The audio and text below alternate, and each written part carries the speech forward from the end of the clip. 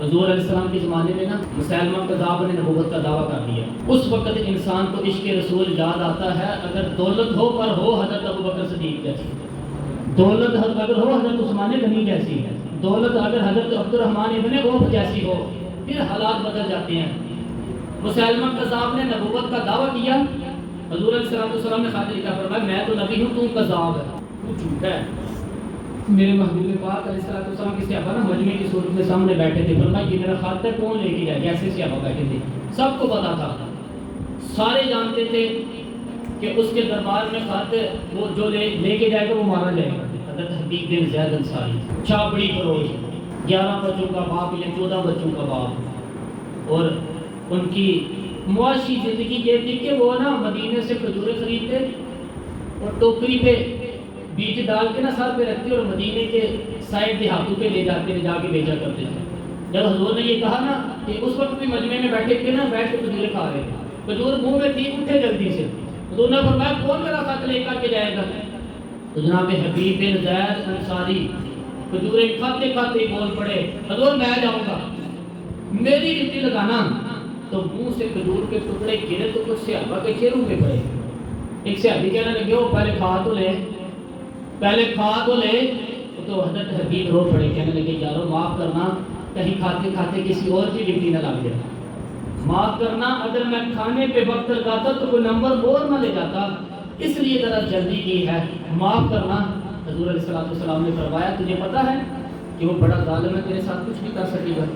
عرض کی محبوبہ یہ سوچے ہی نہیں تھا, یہ سارا کچھ سوچ رہی تھا کلمہ پڑھنے سے پہلے, اب تو لگ گئی تیرے ساتھ, اب تو نہیں بانی.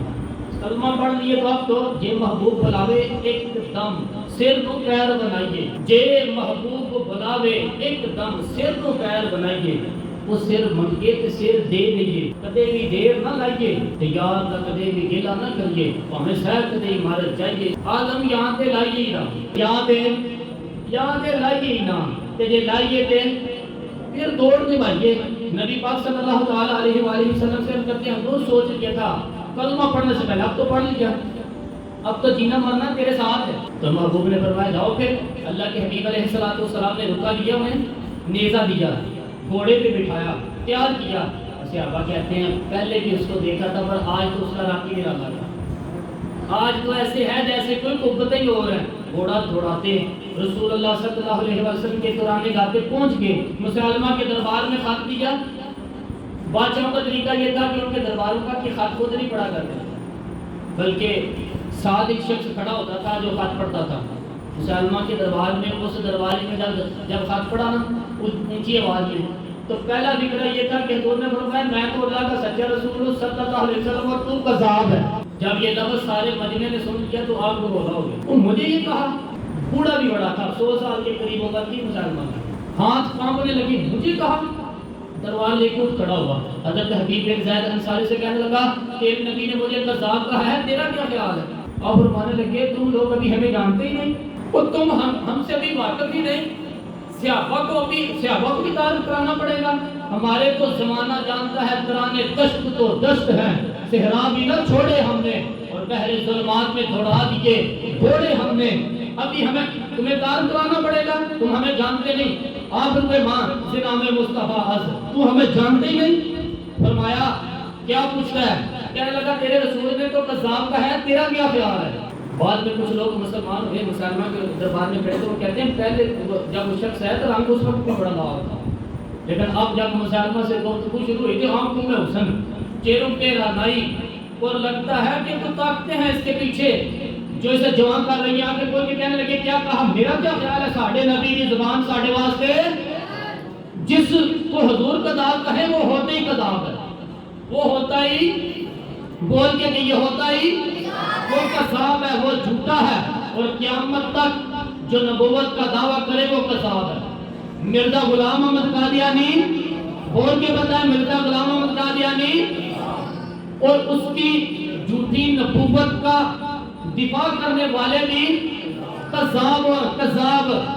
نبی پاک سید عالم صلی اللہ علیہ وسلم کے غلام نے کہا کہ جس کو حضور کذاب کی ہوتے ہی کذاب, او بھائی بڑا مشکل ہوتا ہے, ہاتھ کٹ جائے اور انسان محفل میں آئے بڑا مشکل ہے, سر میں درد ہو اور انسان محفل کی تیاری کرے تو بندی سے مسجد جمعے میں پہنچ جائے, بڑا مشکل ہوتا ہے فرض نماز کے لیے. ہم لوگ تو کہہ دیتے ہیں, آپ لوگ سن لیتے ہیں, لیکن درد کی کیفیت کو سمجھ, یہ ذوق, یہ شوق اور عشق کے یہ ذائقے, نبی پاک نے فرمایا ذاقا طعم الایمان.